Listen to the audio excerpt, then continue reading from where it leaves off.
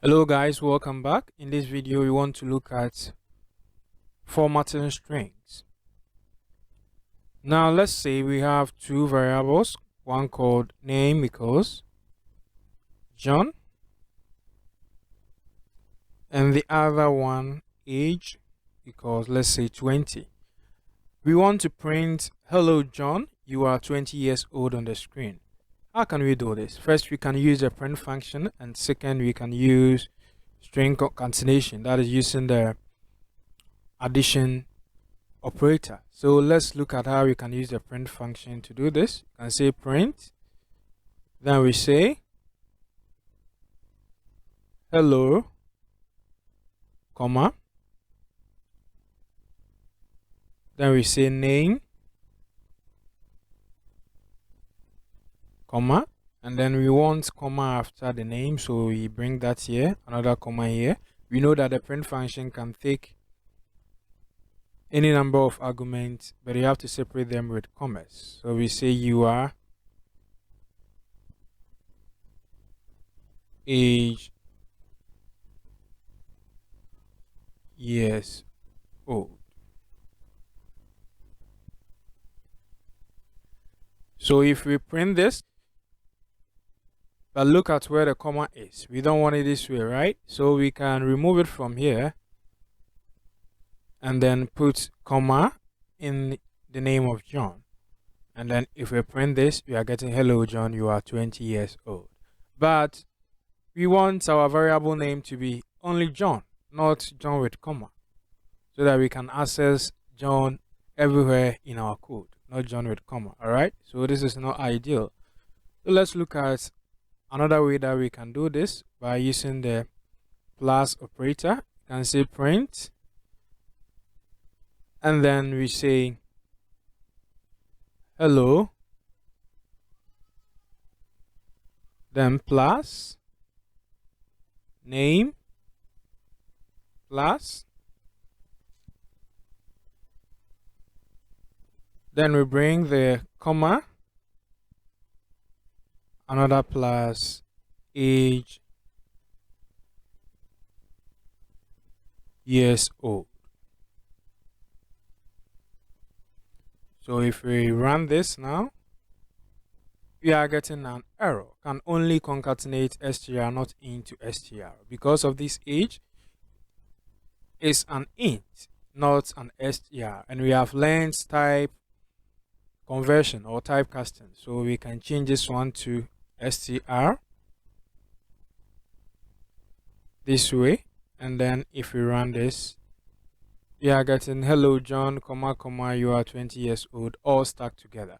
First, we have to remove this comma if you are using the plus operator, and then everything here is stuck together, like hello John stuck together, you are 20 years old. So if you remember, we said when you are using the plus operator to concatenate strings, you have to bring spaces, manually bring spaces. So we need space between hello and name. We can bring that here, and then after here we don't need any space, but we need space between the comma and then you are. So we can either bring space here or here, and then after you are, we need space between that and then the age. We can bring that here, and then the age and then years old, we also need space, so we can bring that here. And if you run this, you are getting hello John, you are 20 years old. But this is not ideal. This seems a lot of work to me, right?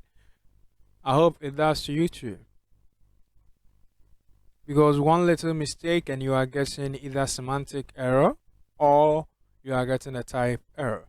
So let's look at some easy ways that we can do this.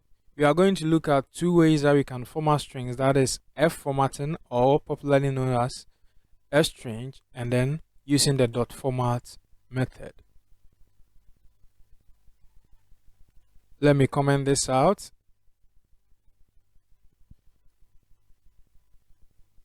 So let's look at how we can use the F string. It's quite easy. You just have to say print, and then you bring your F here before you write the string. So you bring your quotation mark after F, and then you write in whatever that you want. So you say Hello. Then here, instead of a plus or comma, you use something called curly bracket as placeholders. So you bring curly bracket here, then you put in the name of the variable that you want it to come here. So we want John, or the name variable here. So we type name. Okay. And then after that, what do you want? You want comma. You just bring it. And then we say you are 20 years old. That is the age variable. So we say age, years old. As simple as that. And if you run this, we are getting hello John, you are 20 years old. This looks easy and simple and elegant than the first two that we have done. This needs no brainer. You just have to put the variable names here and you are good to go. It's as simple as that. This is my favorite, and in subsequent examples, you are going to use this one a lot. Now let's look at how you can use the dot format method. The dot format method gives us a lot of options. It's very powerful. It was known in Python 2, but this F string was implemented in Python 3. So you can't do this in Python 2. This is how you use the format method. That's one. You don't need to bring any F here. You just type in your string hello, then you bring the placeholder. These curly bracket acts as placeholders. All right. So comma, you are, then another placeholder, years old. But this is a method, and if you remember the methods, we have to apply them on the string itself. So we bring dots here and then we say format. All right. So this is going to take what you want to put in these placeholders. What do you want to put here? You want to put name and then age in here. We are done. It's as simple as that. All right. So if we run this, we are getting hello John, you are 20 years old.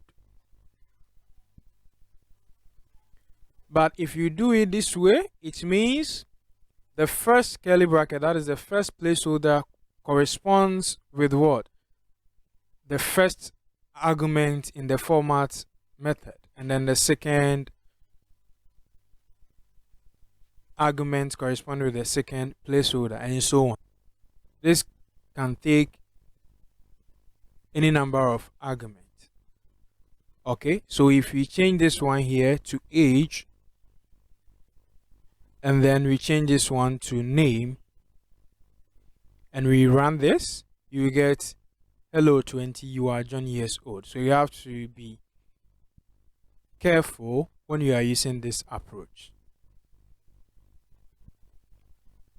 We can also bring something here, anything that we want. So we can say haha, and then we can also say hee here, and then when we come here we say haha equals, let's say, name,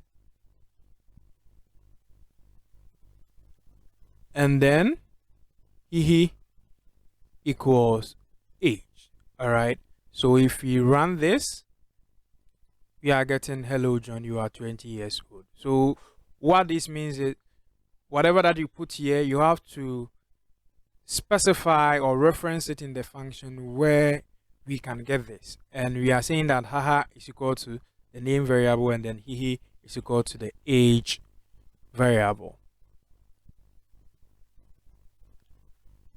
When you use this approach, we don't care about the order of the argument we put here. So here can be hee equals age, and then haha equals name. We don't care about the order. When we print this, we are still going to get hello John, you are 20 years old, because no matter what, we are specifying that here this he should be equal to age. So it doesn't matter whether it comes first or not. But the first one, we have to make sure that what we are passing in first is what you want first. There is also another way that we can use the dot format. The dot format is very, very powerful. There are lots of things that we can do with it. It has a lot of functionalities, so we wouldn't try to explore all. If you want to learn more, you can explore the Python documentation at their official site to learn more. So let's look at other ways that we can do this. We can say name here, and then we bring age here. And what you should know is that in memory, Python has stored the name variable as 0 and then the age variable as 1. If we have another variable here too, that one will be 3 from top to down. So we can reference that here and say, if you put 1 here and then we put 0 here, okay? If we run this, you get hello 20, you are John years old, because the 1 corresponds with what? The age, that is the second variable. So again, what this means is this one corresponds with what you put here, and then the second parameter corresponds with what you put here. So you have to be careful with this one too. So we can change this one to be 0 as we want it, and then we change this one to be 1. And then if we run this, we are getting hello John, you are 20 years old. There are a lot of things that we can do with the f string and then the dot format method. Let's say we want to print 1000 on the screen with the comma, right? So if we print this, what are we getting? 1 0. Wow, that's how the print function interpret this. So if you want it correctly, we can put it in quotation mark, all right? And then we bring 1 comma 1000 here. And now if we run this, we are getting it as we want. But we can also use the f string formatting and then the dot format method to input this one nicely. So we can say f, then our curly bracket, we put 1000 here as a number, and then here we bring colon, comma. So if we print this, we are getting the same thing, 1000. So if we add another 0, we are expecting 10,000, right? Good. If we add another 0, we are expecting 100,000. If we add another 0, we are expecting 1 million. So that is how you can use the f string to do. With the dot format, you have to do it this way. Print, then you bring your quotation mark and then the placeholder. All right, you bring your column, comma, you close the placeholder, and then you say dot and then format. And you put the number here, the one that you want it to be formatted. So let's say 1000. This way, what we have just done here is that after every 3 zeros, Python puts the comma there. So that is the importance of doing this. All right, so if you print this one, we are getting 1000 and then 100,000. So there are lots of things that we can do with the format and then the f string. We can also do something like this. Then we bring our f using the f string, and then we bring our placeholder and we say hi,